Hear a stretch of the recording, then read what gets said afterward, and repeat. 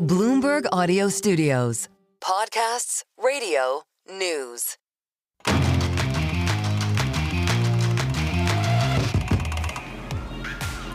Well, we welcome our Bloomberg TV and radio audiences worldwide. I'm Michael McKee.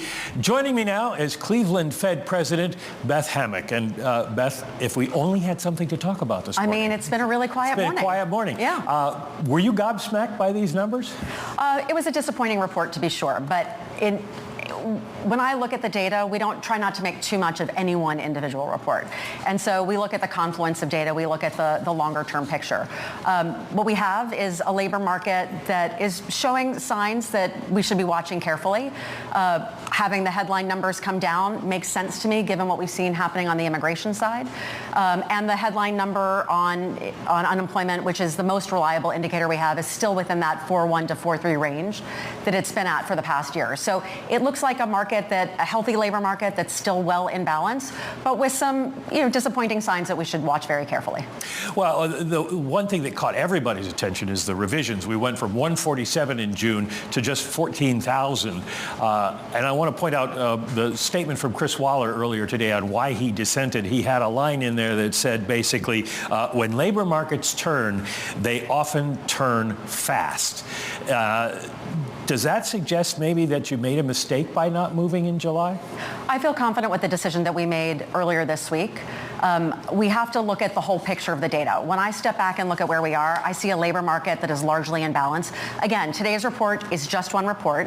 We'll watch it carefully. We'll look to see if the dynamism in the labor market is picking up, because that's been something that we haven't really seen. If you have a job, you're able to keep your job. But if you don't have a job, it's harder to find one. But in aggregate, we're still seeing unemployment in that 4.2 range where it came out today. But it's been 4.1 to 4.3 for the entire year. We're seeing pressure on the inflation side of our mandate. That's where our miss has been bigger, and it's been lasting for longer. We haven't hit on inflation in 4.5 years. And when I'm out talking to people across the district, whether it's Wheeling, Toledo, Cincinnati, what I hear from people is that the pain of inflation is really biting. They're making very difficult choices. They're trading down from buying ground beef to buying hot dogs. The $400 emergency fund that they have, they're not able to stretch as far as they used to. And so we have to balance those two sides of our mandates when we think about setting correct policy. And we have to look at, if we're missing, by how much and for how long do we expect those misses to last? And right now, we're missing by much more on the inflation side than we're missing on the employment side. That was basically sort of the message that Chairman Powell gave on his Wednesday news conference. But we're looking at backward data always, of course. Looking forward, to get back to what you were saying about when you're talking to people, what are companies telling you about their plans? Let me put a two-part question. Does the poor job numbers that we got for the last 2 months now comport with what you had been told by companies? And what are they saying about what they're going to do about tariff price increases? So what we've heard from businesses consistently is that uncertainty has been high for all of this year. They've had a difficult time making investments, executing on the plans that they had going into this year, because they just didn't know where the economy was going to go. They didn't know how tariffs were going to impact their businesses. What we've heard consistently is that they fought really long and hard to get their labor force together, to train employees and make sure that they were really able to help produce, and that they're loath to let them go. But that can't last forever if demand ticks down. And so they're watching carefully to see if they're able to continue seeing that demand, if they need to pass on price increases to keep their margins where they need to be. And so I would anticipate that we could see some weakening. It's something we've been talking about and watching for, that we could see some weakening on the labor side of the picture. And if we see that, it would be something that we might want to respond to. Again, having to balance that against the inflation side, where we continue to really mess on that side of the mandate. Well, what's the inflation outlook, basically? Are companies saying we can't absorb too much of this, or are they going to try to hold off as long as possible? Do Americans going to feel the tariffs sometime soon? Yeah, I mean, my expectation, my forecast is that we will see the inflation numbers tick up.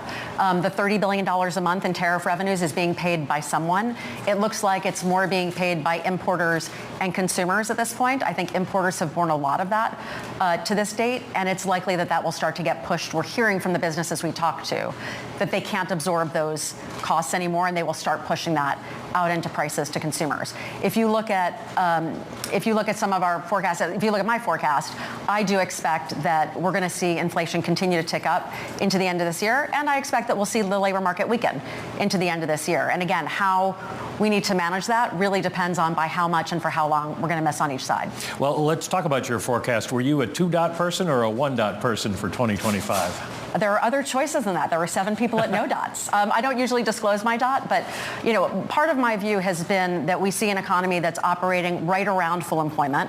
We've been reasonably close, not all the way where we need to be on the inflation side of our mandate, and the growth numbers continue to do well. So to me, I think that the economy is operating right around a neutral long-term rate. We're a little bit restrictive. I think I said modestly restrictive, but I don't think we have much further to go to get to a neutral Fed funds rate. I know that you're going to say 1 month's data are not determinative when I ask you this question, but I've got to ask because the markets are posing the question. We went from 40% chance of a rate move in September to over 70% after these numbers came out. Is September a realistic possibility now? 1 month's data is not determinative. I will in fact say that. But I enter every meeting with an open mind. I think my job, and I think all of my colleagues around the table walk into every meeting with an open mind to make sure we're looking at the data, and we're going to get an awful lot more data between now and the September meeting. We'll get another jobs report, we'll get 2 inflation reports, and there'll be a lot more time to be out in the district talking with business leaders, talking with community leaders, understanding their experiences to try to put everything together. So I walk into every meeting with an open mind to make sure that we can support the American people and that we can have an economy that's working for everyone. Well, obviously, the markets today are looking at the labor situation, and you were referencing the inflation situation. If inflation's going up, you can't cut rates. If the economy's collapsing, you have to cut rates. So how do you balance the two right now? Yeah, this is a really tricky time for monetary policymakers. This is when both sides of our mandate could potentially be in conflict, and we'll really have to look at what is the size of the mess and for how long do we think that is going to persist. And so, again, it will take a lot of conversations with businesses, with community leaders. It'll take a lot of careful analysis of the data, and it makes sense that there can be disagreement at these particular moments because this is really the most challenging time for monetary policy. Well, I've talked to a lot of your colleagues around the country, and basically they're saying companies are on hold. Now we've got the tariff numbers. Do you have any indication of how fast companies are going to make decisions about what they're going to do in terms of staffing, in terms of investment? Companies have been making decisions all along. I think they've been delaying or postponing or scaling back from what I've heard. So we have a franchisee who was looking at building new stores, and they decided instead they were just going to renovate existing stores. And so they were kind of downsizing their plans, if you will. Hopefully with more clarity around tariffs, and hopefully the policies that we have are durable policies, because that's really important to the businesses that I talk to, that they have certainty in what the policies are going to be against which they're making decisions. So it's possible that we could see some more investment being spurred here, given more confidence in the overall picture.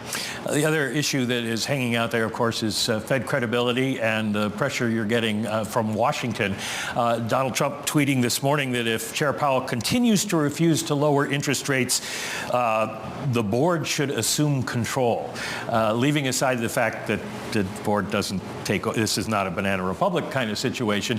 How does the board and the Open Market Committee feel about Chairman Powell? I have the enormous respect for Chair Powell. I know him to be a person of incredibly high integrity, and I know he walks into every meeting and approaches every day, making sure he can do what's best for the American people, just like I and all my colleagues around the table do. And so I think each one of us goes into a meeting with an open mind. We have a really rich discussion. We learn from one another. We listen carefully, and people reading the exact same data can disagree. That's what makes markets, and it's no different for economists or policymakers. But it's a good conversation. It's very collegial, it's very collaborative, and we make sure that we're doing what we think is in the best interest of the American public. Now, I can't really say what the president is thinking, but he tries to give the impression that if only this meddlesome priest were taken care of, interest rates would go down.